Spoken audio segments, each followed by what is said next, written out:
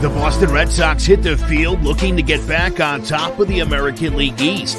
We're breaking down every pitch all season long on Obi's Backstop Podcast, part of the CMG Sports Podcast Network.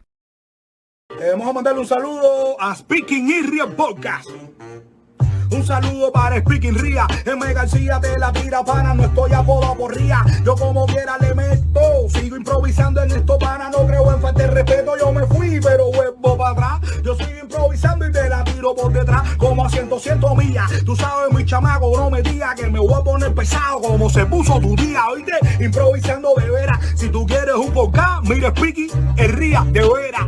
Ey, Speaking Ria Podcast.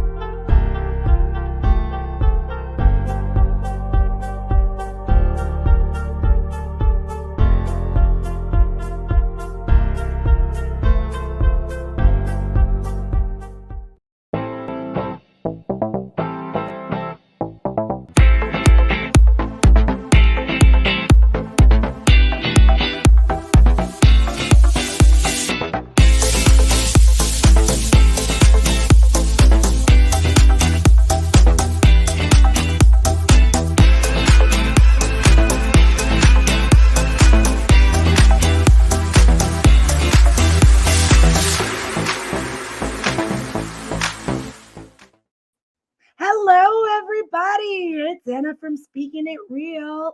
So tonight Melinda isn't able to join us because she is deathly ill.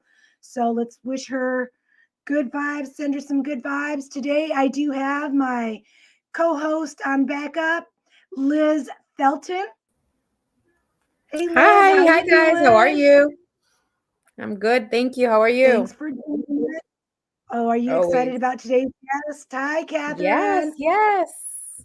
Today's special guest, all the way from Missouri. Where's the music? Where's the backup music? Where's the backup music? There you go. There you go. All the way from Missouri. Some of you know him as Dave.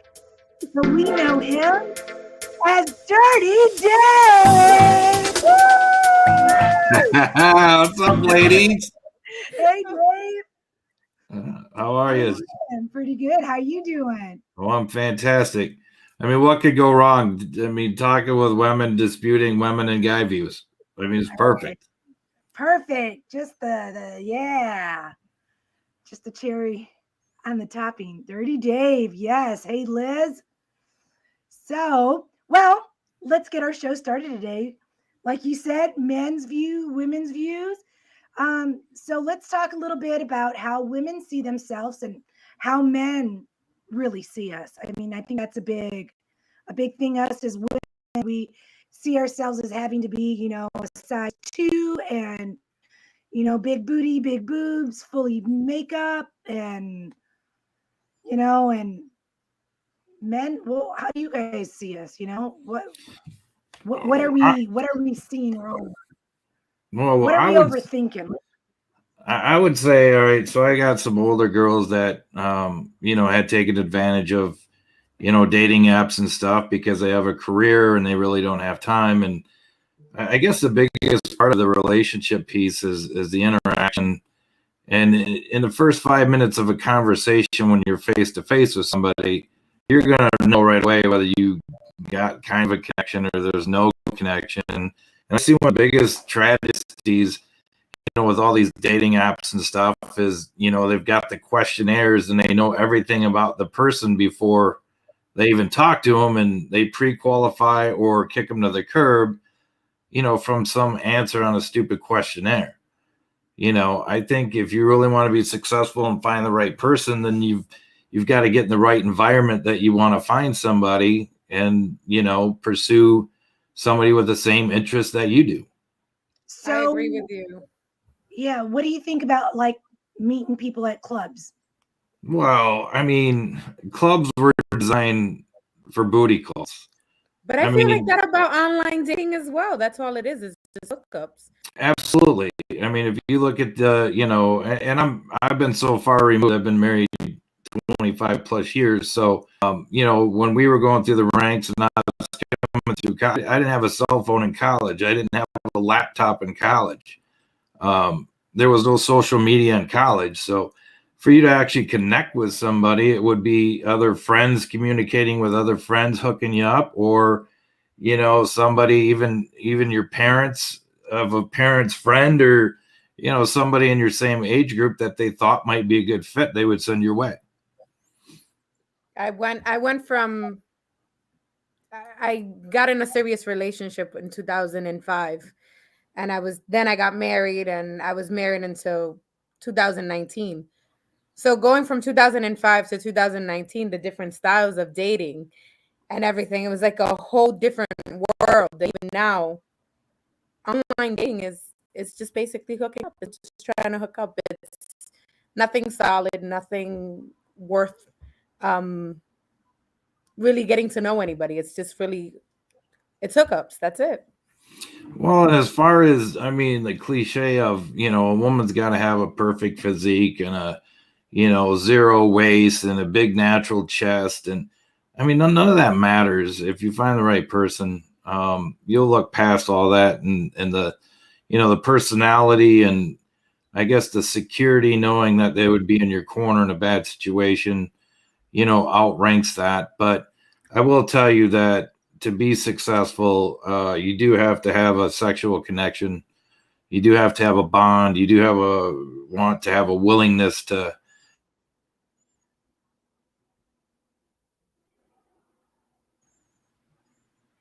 Are you there? I think he froze. No, I'm good.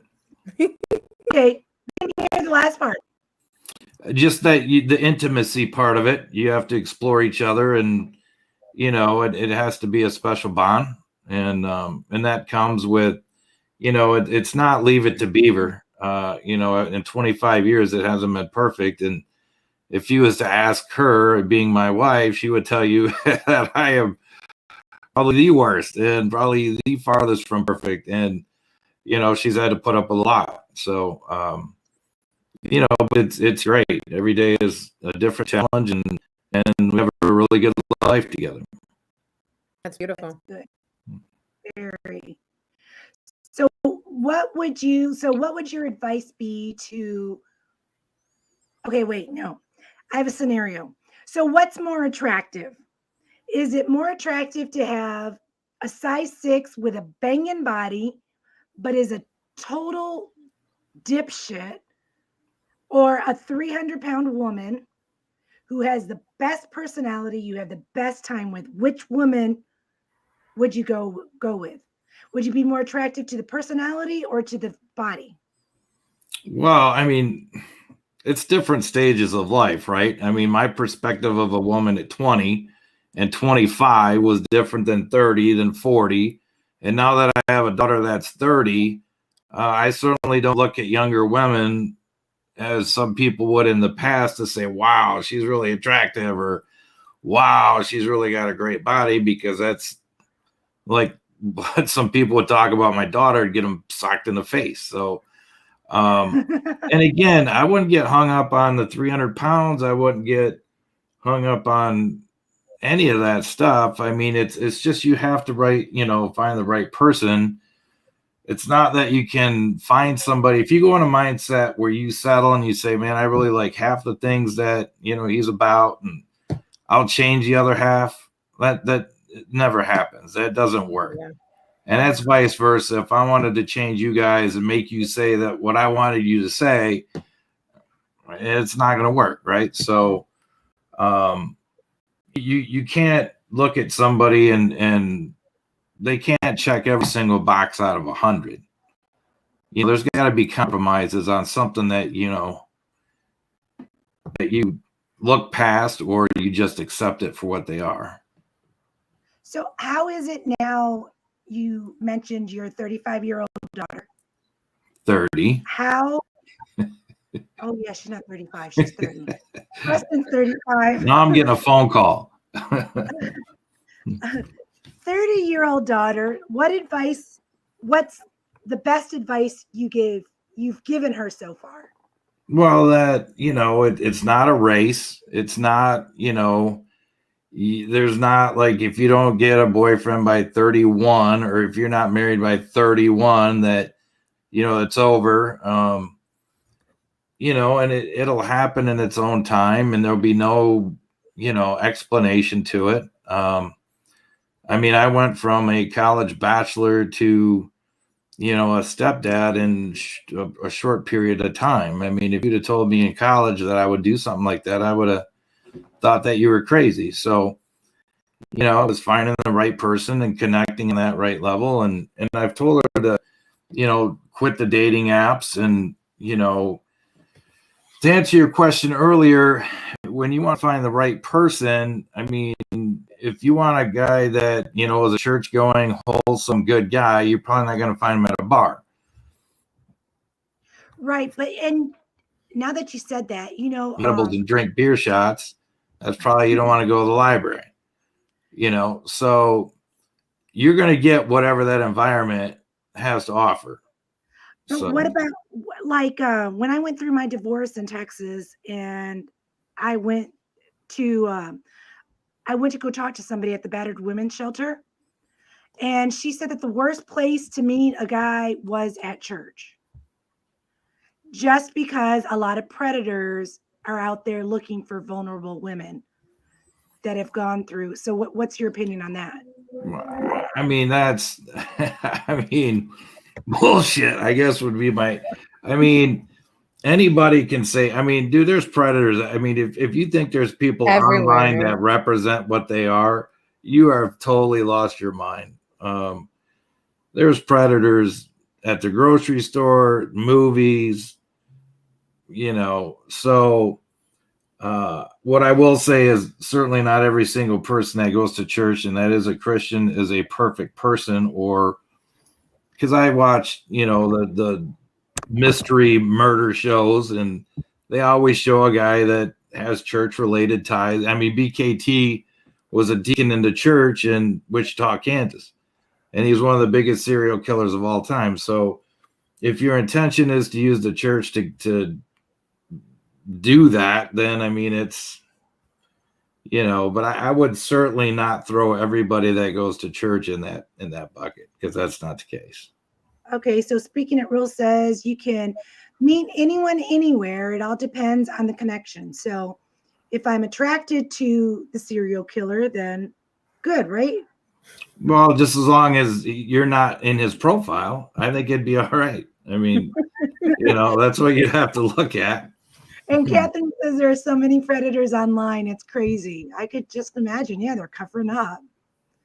I don't know. I watch all those Snapped in 2020, and what's the other one? Dateline. Dateline's my favorite. And they just seem like nice people, like the average Joe that you would meet anywhere. I don't know. I think if I were single again, I would probably be a predator. You would be the predator? I would be the predator, looking for that rich guy to prey on, to buy me everything and leave him. And no, I'm just kidding. But that's the most romantic thing about a woman. Is their heart. Boy, they're so sincere all the time.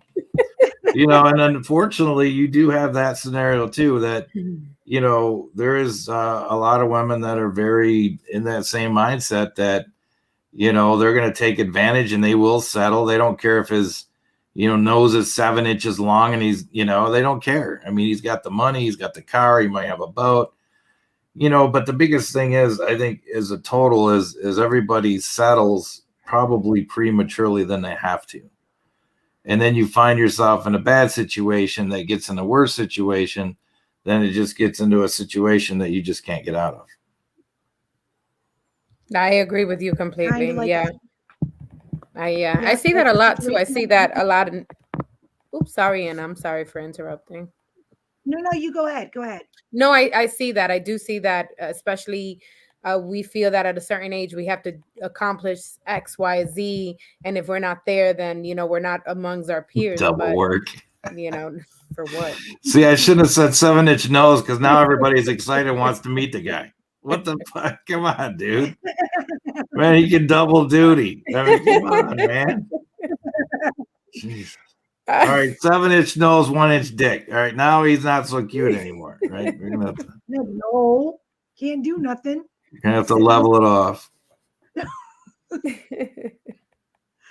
Finish what you were saying, Chooch. No, I'm just saying, but it's true. We have this mindset that we have to accomplish certain things by a certain age, and now a lot of things now that I feel it's superficial. And it's funny because one of my guy friends always tells me nobody cares the size of your damn lashes. We're fixated on a certain look or a certain what we think men they're attracted to, and is that real? Is that something that is your mind? I don't know how to explain. Well, in the same token, I mean, if you're on a fishing expedition and you're middle of, and you're out fishing, there ain't no need to go in there and put all your makeup on and waste 45 minutes to go out there to fish when the fish are biting at 7 a.m. I mean, I think guys find, that just as attractive that, hey, they're in it with me. They're going to do what I want, and it's a team thing. And again, you go to a wedding reception, absolutely. Put your eyelashes, eyebrows, paint your face on, go get your nails done, go get a pedicure, tummy tuck. I mean, whatever the hell you want to do it. Get a tummy tuck for the wedding. Yeah, just for the wedding. I was thinking that footwork thing of it, where you do the nails or whatever, the foot thing. The pedicure and manicure. There you go. Yeah, not so much the tummy tuck. They're hard to do with that short notice. Hey, Kaylee. Dirty Dave. You did say you would have your own fan club. Well, that's a club. I don't know if they're a fan, but well, Liz had said that men are on a clock if they want to have a family. And then Frank said women can have kids up to their early 40s. And they make them a lot better at 40 than they do 20. I can tell you that. Actually make the kid. They're a lot better at making a kid at 40 than they are 20. Why? Why? Because it's Are harder. You kidding me? A 40-year-old woman having sex versus a 20-year-old? Oh. Come on, man. Jesus. Stay up here. You're falling behind. Making the kid. Yeah. Sorry, I was on the slow bus this morning. I was on the little bus. I just got off. I don't even think you was at the stop. I was like, wait. I was like, no, I'm almost 40. I could do this. Yeah. Well, we was over 40 with the our last one, and it wasn't very good because there is a lot of high risk that goes involved with it, and they're freaking you out. Hey, we want to do this test. We want to take a DNA test. We want to see if there's something wrong with it. And then, so, I mean, it is stressful, but I mean, she's 9 now and I'm 50. So it's been great. So. Let's see. Catherine says ring and 40-year-old mother has less energy.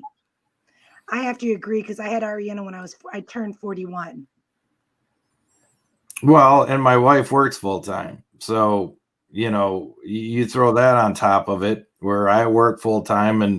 And back then I did a lot of country, I was a regional sales guy and I covered a lot of country and I was never home. And, so there was definitely a lot to it that, it's not a perfect case scenario, but I tell you, I would have never been able to plan it to work out as perfectly as it has. I just didn't realize that my kid would be in college when I retired. I didn't think that out too good.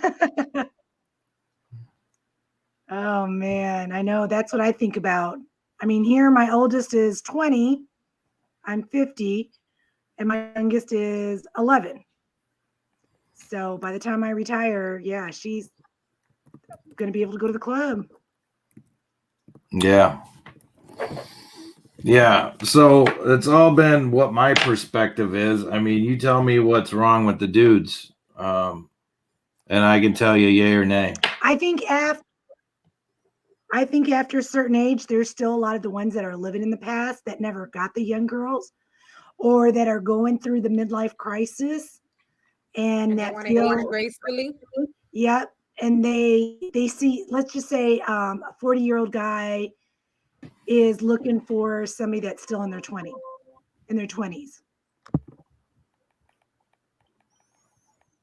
And the So reasoning behind that, you said, is because because they're like sowing those wild oats, or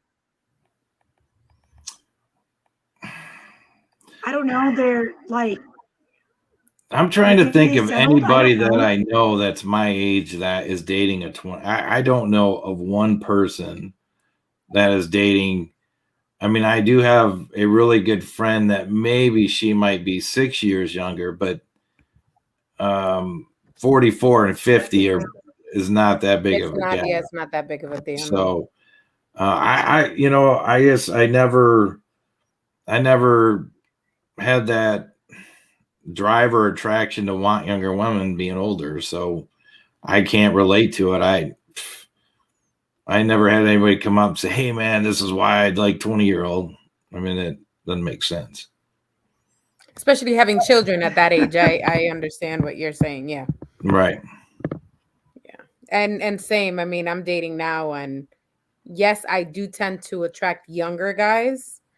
But the maturity level is way off. You can't Yeah, even have. You can 18's a even. little bit too far of a gap, I think. Yeah. Okay, like Speaking It Real says, you might be looking at them, but not to date. Or to date, I don't think so. Yeah. Because there's not much in common. It's Yeah. fun. I mean, you can have fun with it, but to actually date or to have a a potential relationship, really, there's not. Well, when I There's was in my 20s, I like dating younger guys. and what age? When I was in my 20s, 25, 26, Well, I yeah. think I dated. I mean that. Yeah, but I felt so weird. I mean, Remember the card 25 game? to 21 or 20 to. I mean, that's not.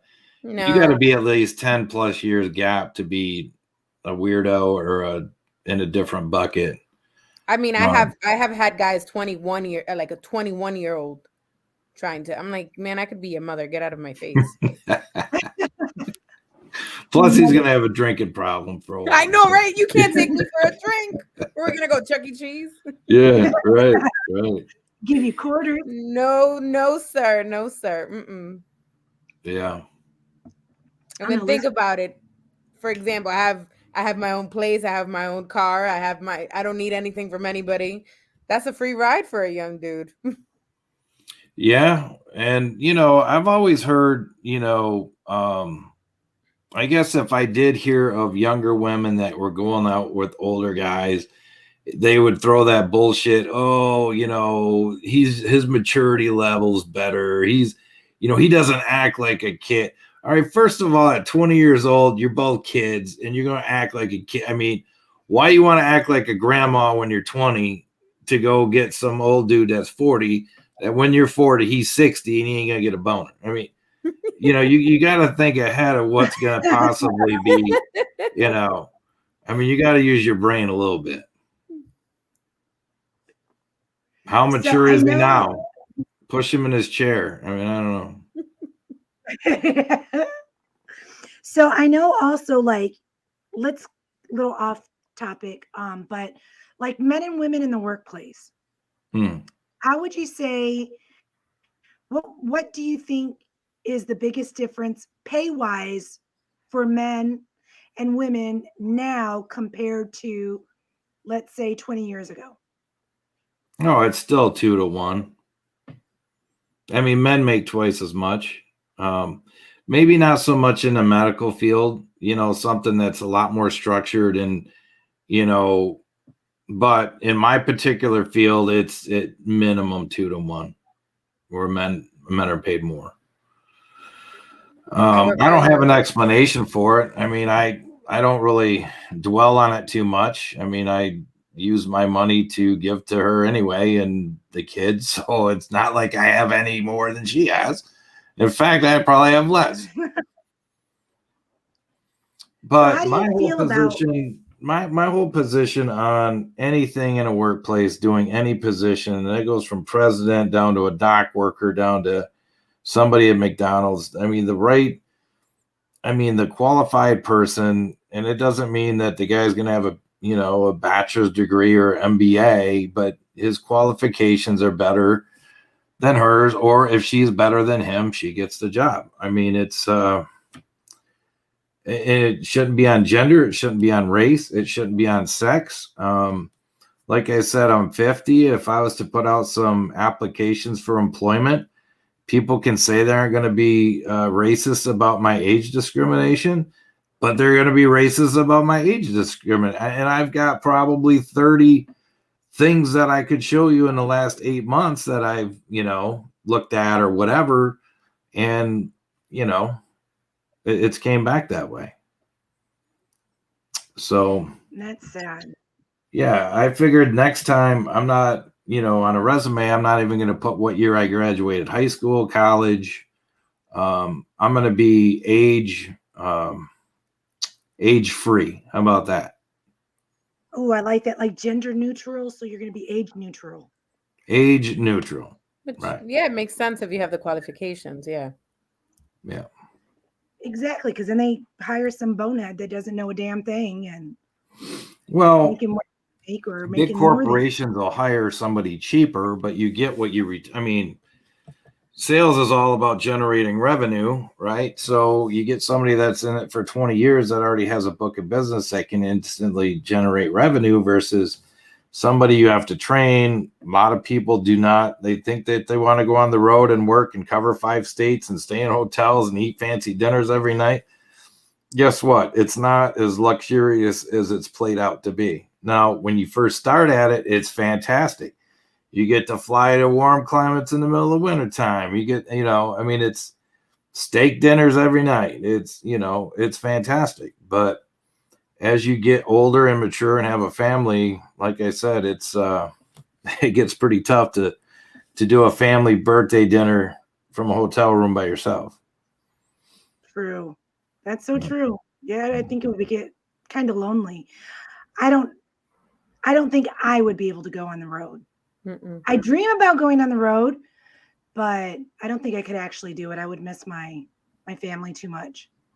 Well, the way that I look at it, and I guess the way I justify it, if me going on the road 200 days a year saves them from having to relocate or remove or uproot, then I'll be the one that sacrifices my time and leave their environment intact, if that makes sense.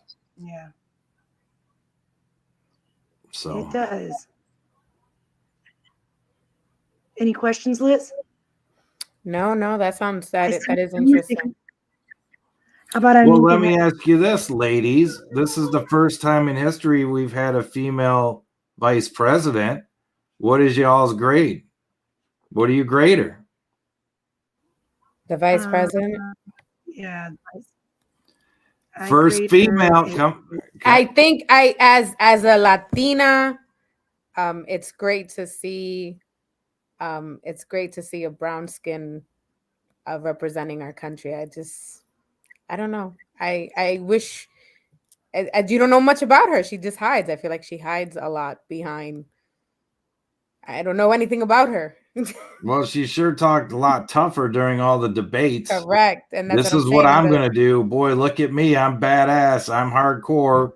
And you're right. Mm-hmm. I couldn't tell you 3 things. I couldn't tell you where she's from, and really that's really an unfortunate thing, because when you have such a historic event like that and you talk about opening door for other generations, she's not doing a very good job, in my opinion. Ooh, someone asked, so why do they call you Dirty Dave?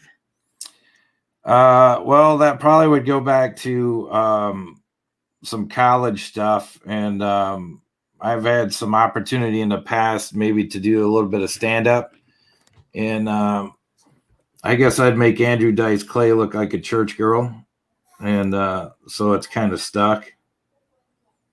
So give us some of your work. No, I can't do. This is a family show. Come on. We This want is a family show. It's not. It's in between the gray. It's in between gray. Come on, show us. Give us some of ya. Well, I will tell you. I will tell you a funny family story that with with Dominic and Manny. So we were drinking and we were playing pool, and we always drank very excessively to the point where you shouldn't drink, and we would drink 10 or 10 more. And so anyway, we're downstairs. It's Michigan. It's the middle of winter time. And instead of going up to the bathroom, me and Manny go out the side door and go pee outside. So we come back and Dominic's sitting there, and I said, dude, I didn't know Manny wasn't circumcised. And he's like, what are you talking about? I'm like, dude, I didn't want to look, but I mean, he pulled that thing out, and I said, that thing was all jacked up. And he's like, well, what did it look like? I said, dude, it looked like a smashed chicken nugget hanging off the end of it. So, in the next 5 minutes, he's like, Manny, I thought I knew you, man. I thought I knew you. I thought we were brothers. And he's like, show it to me. He's like, dude, I'm not showing you. He was dead convinced that old boy hadn't been circumcised, and he was demanding to see it, man. And I'll tell you what, I laughed so hard I think I pissed myself. It was awesome. It was great. Oh man. Yeah. That is so funny. Yeah. And how about tell Liz the story about the guy that drank the gas at work? Yeah. So early on, I worked. I was a store manager at like a retail Goodyear outlet. So this guy's fuel pump went out in his truck. So you got to drain the tank to drop it to replace the part. Oh my God. And one of my worker dudes goes, man, I'm low on gas. Can I get the gas? And I'm like, well, if you siphon it out of there, you can have it. Right. So he's like, I never did this before. And it was up on a 6-foot lift. And so I said, man, you got to get on one knee and you got to blow and then you got to suck as hard as you can. And it was like he beer bonged about 3 gallons of gas. And he was choking and pulling and it was spraying him. And so I run him and I get him a Coke, and we're trying to clean him up. And so somebody said, we got to call poison control. And so they were like, well, whatever you do, don't let him drink anything, especially soda. It's like, well, we already gave him soda. So then the next, I think, 48 hours, they had to call him every hour to verify that he was alive. They wanted to put him in an oxygen tent. I mean, it was beyond. I mean, he didn't even have to do that, but I kind of set it up. It was classic. Top 5. Was he okay afterwards, though? Well, yeah, he lived, but the fact that he beer bonged 3 gallons of gasoline was amazing. I mean, that is outrageous. Yeah, it's cool. It was pretty funny. What year was this? Oh, this was probably back, I don't know, I was probably about 25, 26 years old. Wow, that's crazy. Yeah, it was pretty funny. Oh man. Yeah. How about when you and Uncle Domingo thought you were electricians? Well, what was funny is when my wife introduced me to the entire family, right? We walk in there and I'd been telling her Mexican jokes like the whole time. And she's busting the gut. So when we get there, she's like, tell them your jokes. And I look up and there's like 50 Mexican dudes. I'm like, yeah, I'm probably going to start with those. And so then they were playing this game, take a shot every minute for an hour. And they had a fifth of mezcal. Somebody had come in from Mexico and they were doing the shots. And somebody had ragged on me and said, the honky can't do it or white boy can't do it. So I just walked over and grabbed the bottle and I pounded 3/4 of the bottle. And I slammed it on the table and I slid it over to her grandpa and I said, well, how many minutes is that worth? because I just drank 3/4 of a fifth of freaking mezcal.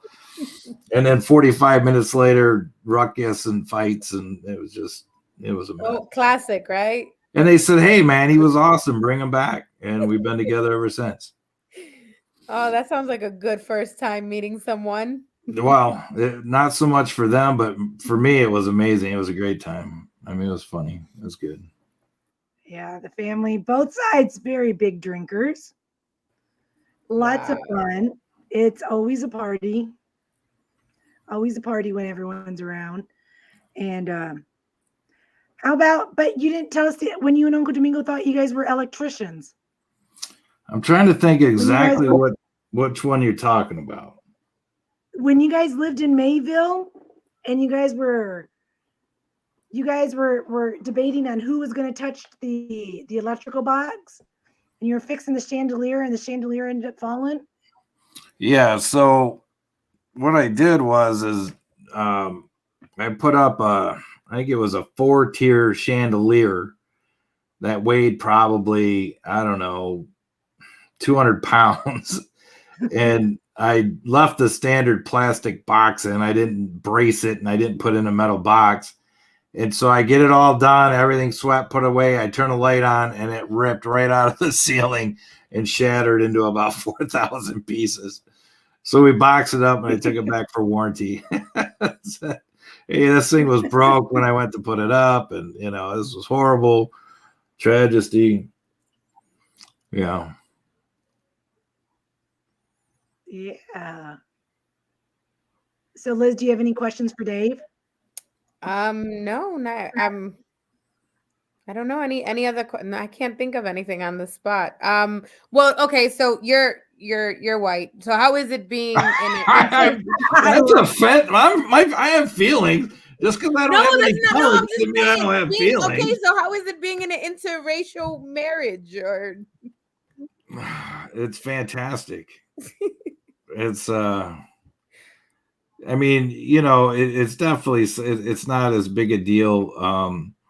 But I will tell you, my original family is from the South, and maybe in the late 50s or 60s, maybe if she had came to a family reunion, it might have been different. But I think if you used to ask her, my family across the board has been, and it's the same as her family has been better to me than anybody on the planet. So, the interracial thing is pretty funny. So the two older daughters are, browner skin and dark eyes, dark hair, and my youngsters are blonde hair, blonde, blue eyes.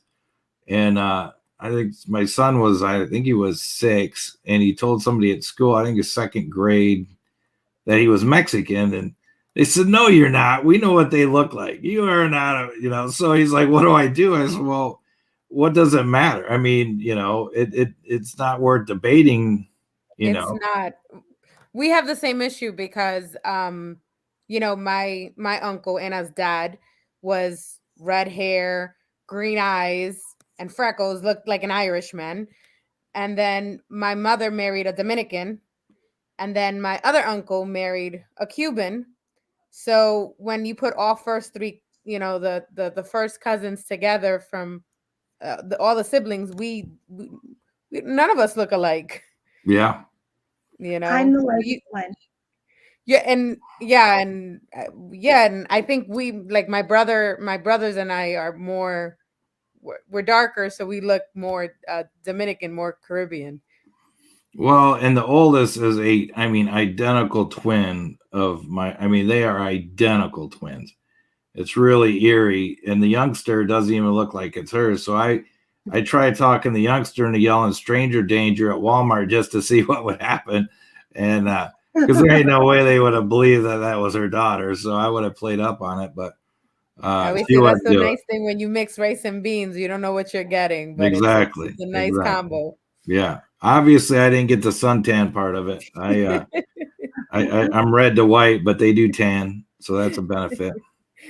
That's awesome. How is it with the food? Was the food different to get adjusted to? And so when I was married, I weighed 160 pounds, and now I'm 270. So behold the power of tortillas, rice, beans, chorizo, papasadas, fajita. Yeah, I mean it's no, it's been really good. I mean it's it's definitely, and again, when you talked about relationships and all that stuff, I mean that's part of the reason that it drove me to her. So which was kind of cool. The difference. Yeah, the difference. It's like the yin and the yang, maybe, right?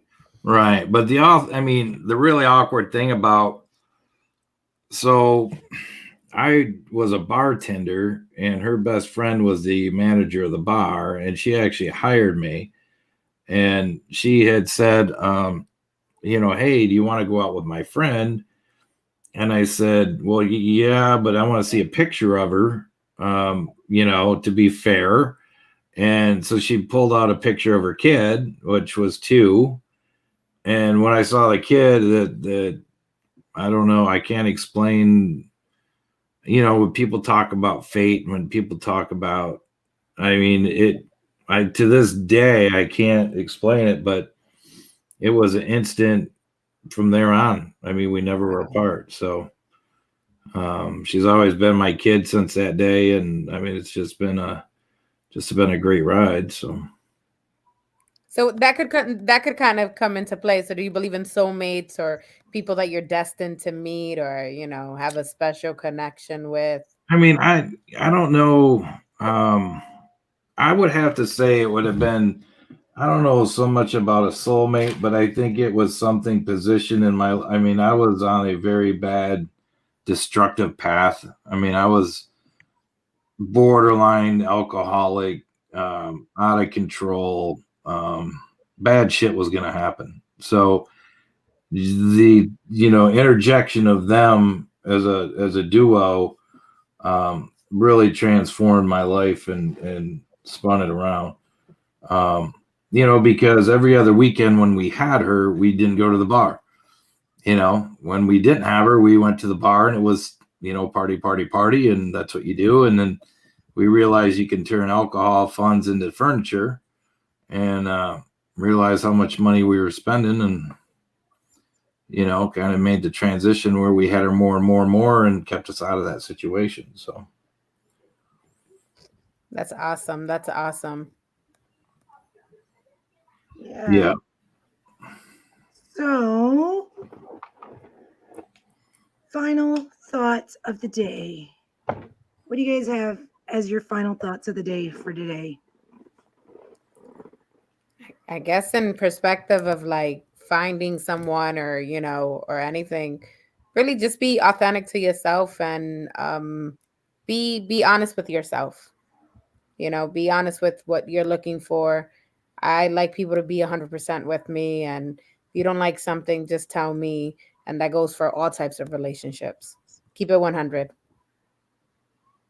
Dave? My only takeaway out of everything that was said for the past however long we've been talking, the excitement level on the 7-inch nose guy was by far the highest entertainment value of the whole piece. So all I know, dude, if you have a 7-inch nose, you may want to get on social media because you are probably the most popular dude on the planet. Yes, definitely. Yeah. I don't think I would want that though, but somebody out there might. Hey, there was 4 sickos that sent a message. So that's all I'm saying. Oh man, well, it was such a pleasure having you guys on today. Thank you for having us. Yes, thank you guys. And I'm a little under the weather today too, so I'm not as talkative and I apologize for that, but we're definitely going to have to do this again and find some more exciting. What? Wait, go back real quick. What did he say? Hey, he can lick and poke at the same time. What did I tell you? What did I tell you? Out of everything, nobody's learned anything but Pinocchio. That's what they took out of the show. Now that's what's going to be on the dating website looking for that. Now you watch Pinocchio rental movies will be off the chart. I mean, people are going to be renting that shit off, and they're going to tell him lies the whole time. Tell me the truth. Tell me lies. Yeah. Oh, man. So, yep. And I'd just like to remind everybody that if you want to sponsor In Between the Gray, all you have to do is contact Clovercrest Media Group. Hold on, and I'm going to show you where to go. Here to become a sponsor will includes your ads, voiceovers. Just contact Clovercrest Media, or you can email us at www.inbetweenthegray.com. Also, to let you guys know that In Between the Gray is brought to you by Clovercrest Media Group. Clovercrest Media Group has over 40 podcasts from politics, sports, murders, ghost, entertainment, and much, much more, like Speaking It Real and In Between the Gray. So I'd like to thank you guys for coming on the show, and we will see you guys next week. And I'd like to leave you guys with this commercial from Clovercrest. Come on out for a day of fun to the Cove Kids Classic, presented by Clarity. Friday, May 6, 2022 at Lyman Orchards Golf Club to benefit the Cove Center for Grieving Children. Partnership opportunities are available. All proceeds from the Cove Kids Classic support the Cove's free programs. Please consider partnering with us to continue to support grieving children and teens in 2022 and beyond. For more information or questions, call Allison Gamber at 203-634-0500 or email allison@covect.org. The Cove Kids Classic takes place Friday, May 6th at Lyman Orchards Golf Club. Registration begins at 8 a.m. Shotguns start at 9 a.m. on the player course.